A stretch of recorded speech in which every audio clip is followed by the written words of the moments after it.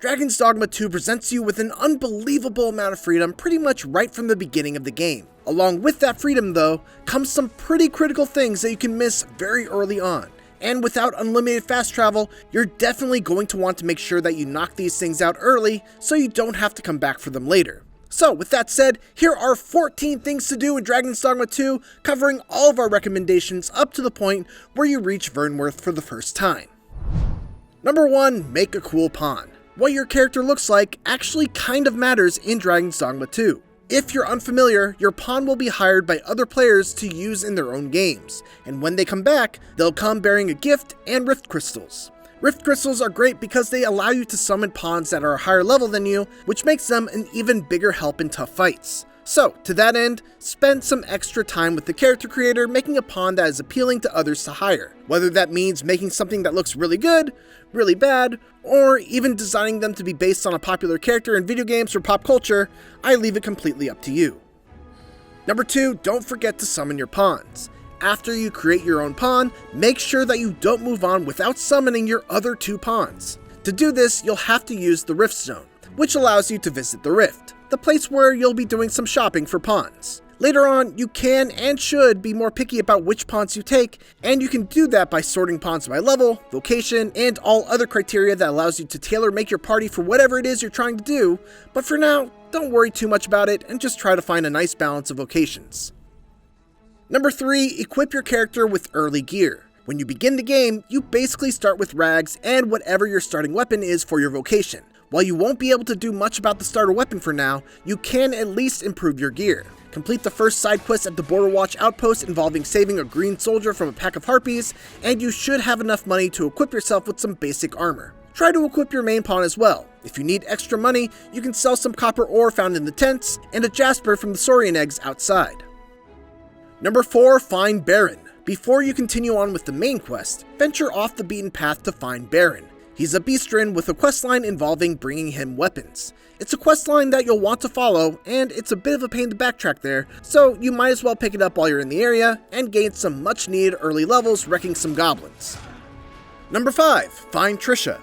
Along the same path as Baron, if you follow the trail up the mountain, potentially putting yourself in the path of a Cyclops, eventually you should also come to a little cabin that houses Trisha, a young girl eager to learn magic. She'll be turned down by her grandmother, and it may initially seem like there's nothing to do here, but do a lap around the area and come back in the afternoon or so, and you'll get a side quest that will have you keeping an eye out for various tomes that you can bring back to Trisha whenever you're back in the area. Also, don't forget to pick up the secret token that's all the way up the hill near Trisha's house. Number 6, explore the Waterfall cave, if you dare.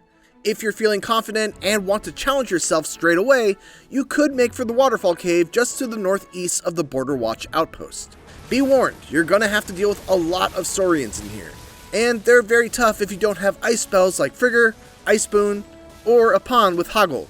I strongly recommend making a trip to the Riftstone and finding pawns with those skills equipped, or you'll have a really tough time here. Still, the trip is worth it, as there's great loot here, including a fairy stone, which will come very handy as a method of fast travel later, and 2 secret tokens. Also, if you're really looking for a challenge, there are 2 bosses here that will certainly provide that for you. I won't spoil which ones. Number 7, collect golden beetles. You may have come across them already, perhaps finding one that I may have missed, but you should know that these golden beetles are one of 2 main collectibles in Dragon's Dogma 2. On your way to Melv, you'll find one right here just outside the city's walls. Make sure to use them in the tools menu of your inventory to get their benefits of expanding your inventory ever so slightly. They add up, trust me. Number 8, arriving at Melv. Once you follow the main quest to the first actual proper town of Melv, there's a couple of things you should do. First, stop by the apothecary and chat with Flora. She'll have you create a fruit roborant for her, which should be easy enough to make if you don't already have one by combining dried fruit with green warish. She'll give you your first ring, which will give you a small boost of health and will also help you snag a discount from her grandfather once you get to the capital city. Next, head to the inn, which also doubles as a vocation guild. Here you can buy new skills for your vocation and equip them. Make sure that you do the same for your pawn as well. Note that you can unlock a new vocation even if you don't intend to use it right away. Unlocking a vocation gives you the gear for that vocation as well, which you can either sell or store for later. Also make a stop by the apothecary to purchase a new weapon for yourself if you've got the extra gold. Finally, make a stop by Linhart before you leave to take on a quick quest involving throwing explosive barrels into a saurian nest. It's easy XP. Number 9. Finding a special pawn. As you're back on the track of the main quest following Gregor, you can find a special forgotten rift stone that will allow you to summon a much higher level pawn without having to spend any rift crystals. As you're traveling, keep an eye out for a large rock on the right side. A pawn may point out that it can be destroyed. Destroy the rock, follow the trail, and then, carefully, drop down and head over to the left where you should be able to drop down again and activate the rift stone. My capture device muffled all character dialogue for some reason, so here's super talented voice actor Alan Lee dubbing over for him. You can count on me to fly to your aid in your hour of need, Master. Knowing when to use curatives is my specialty. Number 10. The Road to Burnworth. As you follow Gregor to Burnworth, there's a couple of things to make sure you snag along the way. First, there's another golden beetle up the ramp to the left as you enter the checkpoint. There's another camping kit that you should definitely pick up if you didn't get the first one, and then make camp to ready yourself for the rest of the trip. Right across from the campsite, you should quickly cross the river to find a chest with a wakestone shard. When you reach the area called Gathering of Beasts, there are a ton of chests that you can loot if you thoroughly explore the area. There's also a lot of enemies here, so don't feel bad about moving on if you're low on life. In the Cyclops fight, you can throw this barrel into the rocks to flush him out with water, dramatically reducing his health and making this fight much easier. After that fight, Gregor will take an ox cart the rest of the way and invite you to join him. It's up to you, but I will say that the journey to Burnworth is pretty arduous if you opt against the ox cart, and it will be a while before you're able to make use of things like the Vocation Guild, a weapon or item vendor, and an inn. So, gentle recommendation, get in the ox cart. When you first reach Burnworth, a lot of options open up and it can be a little bit overwhelming. Let's cover some of the most important things really quick. Number 11, visit the Vocation Guild. Not only will you be able to add new skills and change vocation if you so desire, but the vendor will also give you a quest to unlock both the warrior and sorcerer vocations, which you should definitely do as soon as you can, but not before you. Number 12, accept main quests. Visit the tavern at night to meet with Brant, who will be your go-to person for the main quest line. He'll have 3 quests for you, and you should pick them all up right away. You don't have to feel pressured to do them, but it will be good to have them so that you can knock them out when you're out of other things to do. You'll want to do this before completing the warrior and sorcerer vocation quest, because one of the main quests sends you to that same location. Number 13, activate the port crystal. This is absolutely the most important thing to do. Do not leave Burnworth without activating the port crystal, which is located right next to the back entrance of the inn. Port crystals are landing spots for you once you're able to fast travel with fairy stones. Speaking of fairy stones, number 14, find some fairy stones.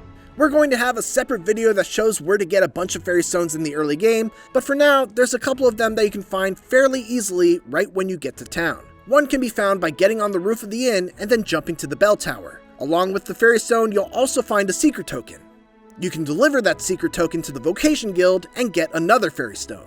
Fairy stones are the only way to instantly travel to a location risk-free, so they're very valuable. You can also buy them for 10,000 gold at most item shops. Number 15, wander around. As you're wandering around Burnworth, you'll no doubt be approached by several NPCs to either reward you for helping them out earlier, like Flora, who gives you an item that lets you set your first pawn specialization, and a man who's looking for someone to train under, allowing you to send him to Baron and move along that side quest. You should also make sure to chat with the elf in the market square to start his whole quest line. And number 16, everything else. Don't forget to rest at the inn to make a permanent save point, and while you're there, you can store all of your unused materials, armor, weapons, and anything else that's heavy so that you're not constantly overburdened. You can also change your appearance at the barbershop. Be warned though, it's pretty pricey. Change out your pawns at the Pawn Guild, board an ox cart to visit the checkpoint rest town, upgrade your gear at the armor and weapons shops, or, just simply say screw it all, I want to go explore, and then just run outside, choose a direction, and go. Note that this is by no means an exhaustive list of all the things you can or should do first in Dragon's Dogma 2, simply the ones that we happened across on our first playthroughs. Keep an eye out, be curious, and above all else, have fun exploring its deep world. Hopefully these suggestions set you on the right path though. For more Dragon's Dogma 2, make sure to check out our more detailed guide on how to unlock the Sorcerer and Warrior vocations, along with our guide of which vocation is right for you. Thanks for watching, and for everything else, keep it here on IGN.